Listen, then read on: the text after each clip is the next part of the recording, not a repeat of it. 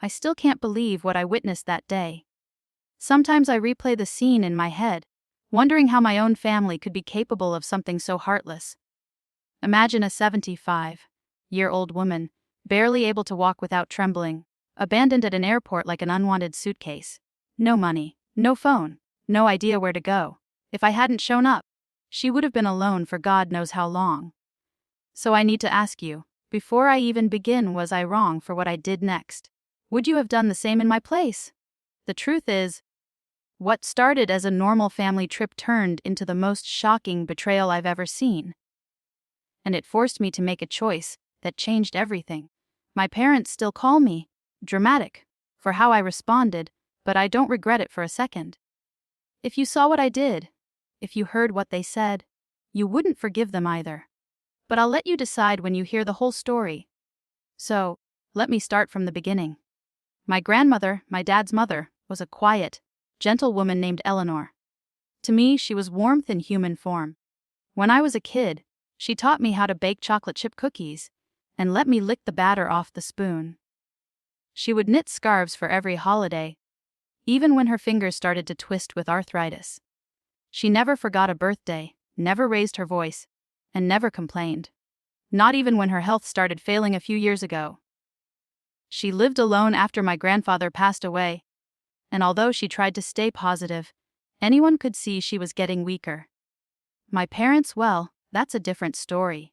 They always insisted they were too busy to visit her. They'd half-heartedly send flowers on Mother's Day and cheap fruit baskets at Christmas, and somehow pat themselves on the back like they deserved awards for it. Meanwhile, I visited Grandma every week, brought her groceries, helped her clean, and listened to her stories because I genuinely loved being around her. She wasn't just my grandmother, she was my best friend. Then one day my parents called a family meeting. I should have known that was a bad sign. My mom clicked her tongue like she always does when she's about to deliver news she knows people won't like, and my dad folded his arms, avoiding eye contact. They told me we were all going on a family vacation to mark my parents' 30th anniversary. At first, I didn't understand why Grandma was included. She could barely manage stairs, let alone airports. But I was relieved they wanted her there. I thought maybe, just maybe, they were finally acting like a real family. I was so wrong. The morning of the trip, my parents were in a rush, snapping orders and acting irritated before we even got in the car. Grandma kept apologizing for moving slowly, and I could see how embarrassed she was by her own aging body. When we got to the airport, she struggled with her suitcase, and instead of helping, my mom sighed loudly and rolled her eyes, as if an elderly woman being slow was a personal attack against her. We checked in, went through security, and then sat near the gate. My parents kept whispering to each other, and the more I watched them, the more uneasy I felt. Something was off. Grandma just sat quietly, smiling at families passing by, rubbing her hands together like she always did when she was nervous. Then, right before boarding, my mom suddenly stood up and said, "We're getting coffee." She grabbed my dad's arm. "Stay here with your grandmother," she told me. Before I could respond, the two of them walked off together.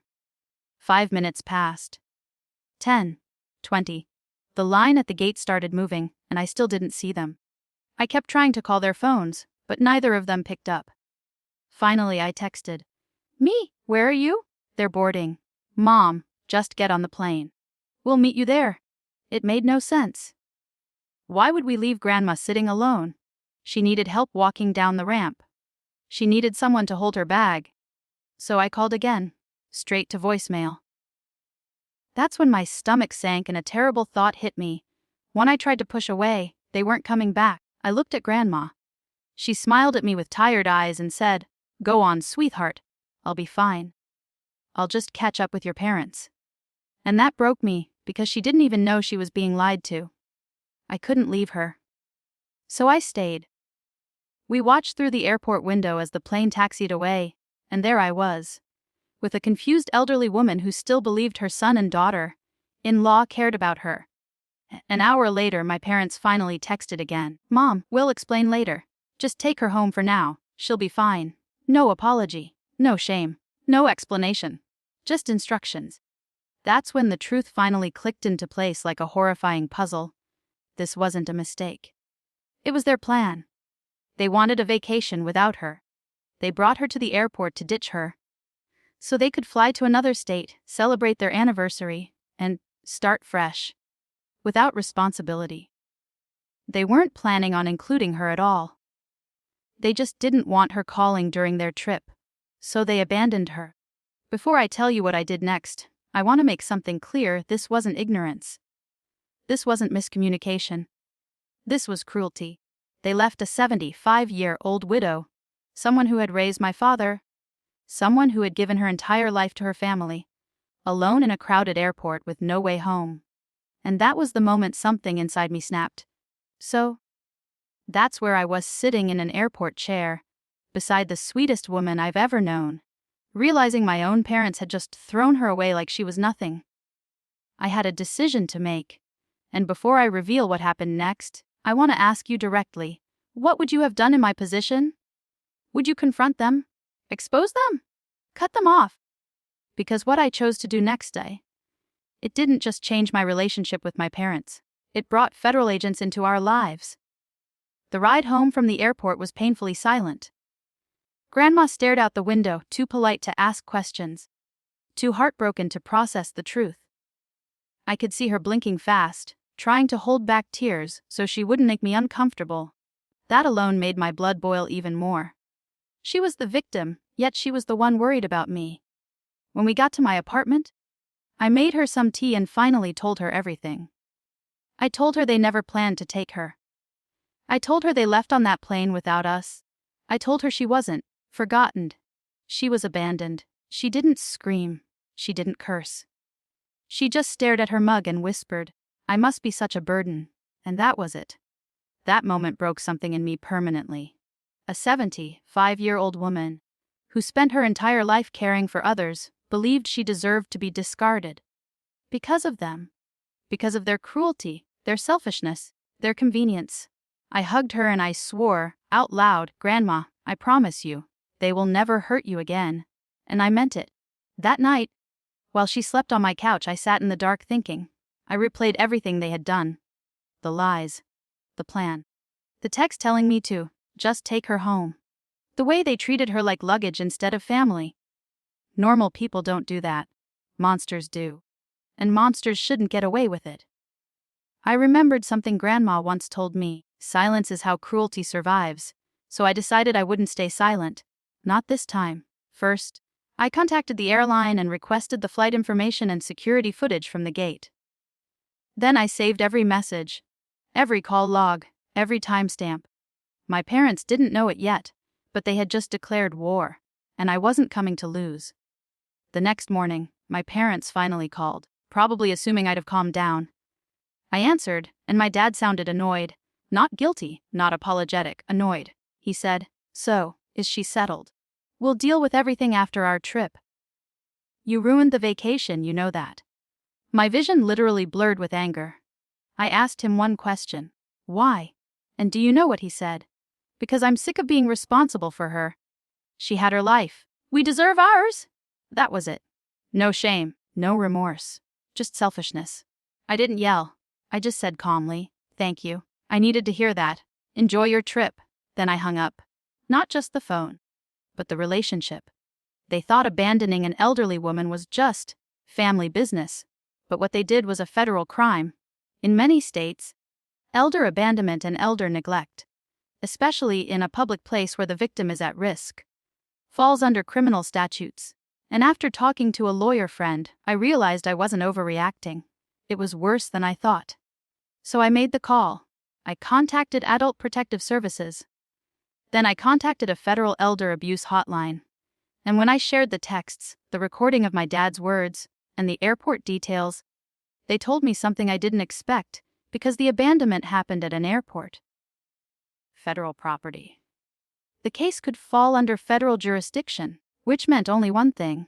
The FBI got involved. 2 days later, agents actually contacted me. They asked questions. They asked for evidence. They asked for a statement. I gave them everything. Every lie. Every message. Every detail. Meanwhile, my parents were sipping champagne on a beach somewhere. not knowing that the moment their plane landed back in the country, they were going to get the shock of their lives. But while the investigation was moving, I focused on Grandma. I took her to a doctor, helped her bathe, cooked her meals, and set her up in my bedroom while I slept on the couch. She kept thanking me over and over, and I kept telling her to stop thanking me. Because taking care of her wasn't a chore. It was an honor. Slowly, her smile came back. Slowly, she looked less afraid. Slowly, she began to believe she wasn't alone anymore. Then, about 2 weeks later, my parents came home. They didn't come to my place. They went straight back to Grandma's house, probably expecting her to be waiting there like a scolded pet. Except when they arrived, Adult Protective Services was already waiting. And so were federal investigators. They were questioned separately.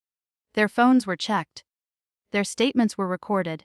My mom tried to cry her way out of it. My dad tried to play smart and deny everything. But then the agents presented my evidence.